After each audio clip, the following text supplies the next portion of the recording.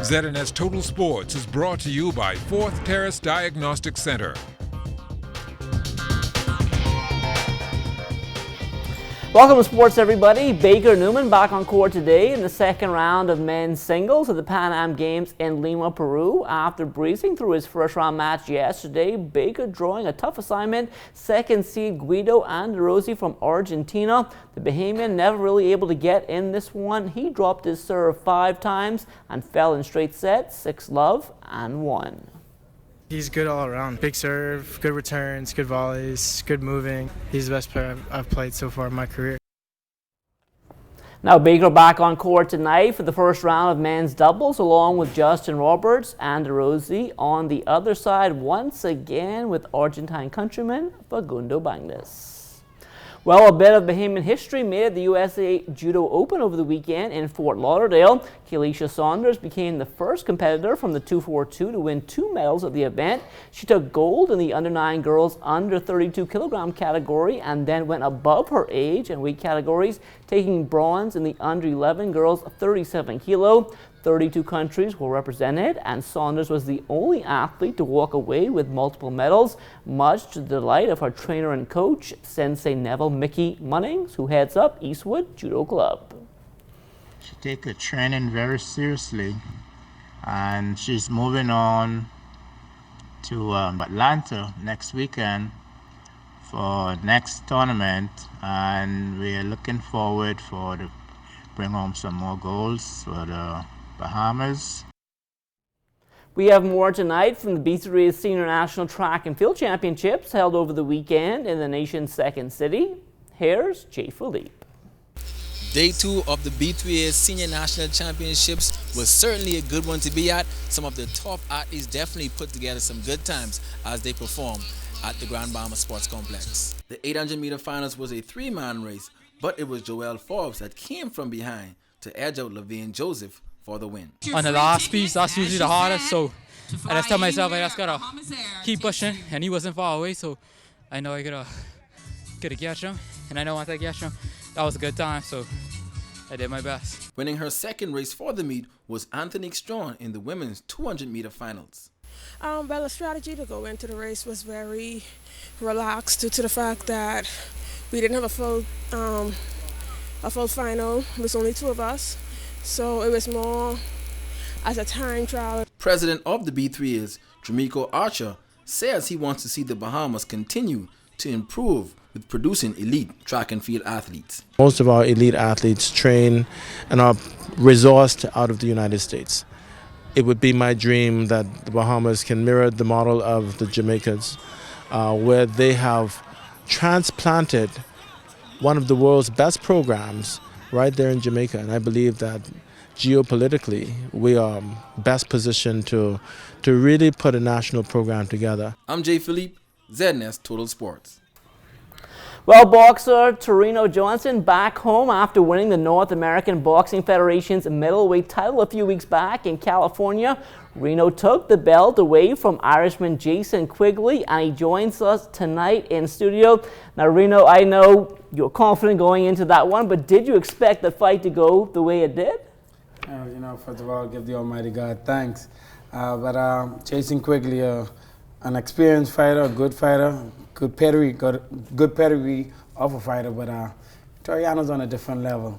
But definitely Jason Quigley, he came out there and did what he had to do, but he just couldn't withstand the strength and the conditioning of Toriano Johnson. So yes, I was a bit surprised that he was unable to handle me even after the second round. Now, you really dominated this fight from start to finish. Look at some of this action here. Just tell us a little bit about what's going on right here. Right there, you can say that's just an opening part of the first round, and I'm just trying to feel him out. But unfortunately for him, my feeling out itself was too much for him. But if you watch, it was very impressive. I've learned a whole lot. My speed has even gotten much faster. My strength has gotten better, and my accuracy has gotten even. I've improved a great deal, and there's much more improvement to come. Now, you always talk about worshiping the Almighty God. I know you were in church Sunday, one of the first places you went when you came back home. Well, of course, I go to UFMI, Apostle Farman Ferguson, that's my shepherd, he's the one who guides me, and indeed, my faith only lies in one, and that's the Almighty God. But definitely, I put God first, my family second, and my country third, but definitely I love fishing and boxing. Well, I guess the next question is, when will we see Reno back in the ring again? Well, we want to keep the momentum going. Right now, just got a call from my manager, whom is my wife, and my lawyer back in Atlanta, James Thomas. They're looking to do some very good things and big things. Most likely, this coming October, you'll see me back in the ring on the big scene again.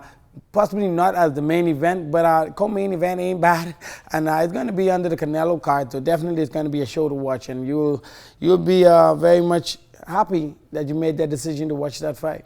I guess another big question now is, when will this world title fight come? Well, you know, we are steamrolling to a world title opportunity. We just captured a new strap here, the NABF. That put me in the top 5 right now in the world, and that's indeed, you know, a feat for me. But, you know, we want to continue with the steamrolling and getting fights. So we most likely possibly will be seeing a fight, a world title fight, if not this year, December, most likely definitely early part of next year. Do you have anything else planned now while you're home? Well, right now, you know, there's no time to celebrate. You know, while I'm celebrating, you know, they have folks out there preparing for me. So indeed, you know, I'm going to pat myself on the shoulder tonight, and I'm going to head back into the gym come Monday morning. And indeed, you know, Toriano is back in here, and I'm feeling great. I'm feeling healthy. I'm feeling strong. And I'm at the best part of my life that I've ever been in boxing. So indeed, you know, pray for me. Well, final question now. You said that fight's coming up in October. I guess you're not going to be home for long. You got to go back soon, right? Well, you know, boxing is a sacrifice, and indeed, you know, there's been a lot of been putting the time, finance, which has been, you know, very, very strenuous on me. But indeed, you know, I thank God that favor was on my side to be able to pay off some of these fees. But time away from family, you can't pay for that. But indeed, you know, I have a wife and a daughter who understands well, and my mom and my dad who support me greatly. But I got to go off to do what I got to do, and that's what I do best, go in there and beat guys up. Well, we know we want to wish you the best of luck. October's going to be back in the ring. He has 4 belts right now. They always say 5 rings, so we can have 5 belts when we see you next time. Well, of course, you know, I'm not stopping here. I'm not stopping at 5 or 6. You know, I'm going to get as much as I possibly can, and Toriano is going to be a world champion in the very soon future. So, again, pray for me, and ain't no luck here. We already got this, 2 for 2. Well, again, congratulations and best of luck.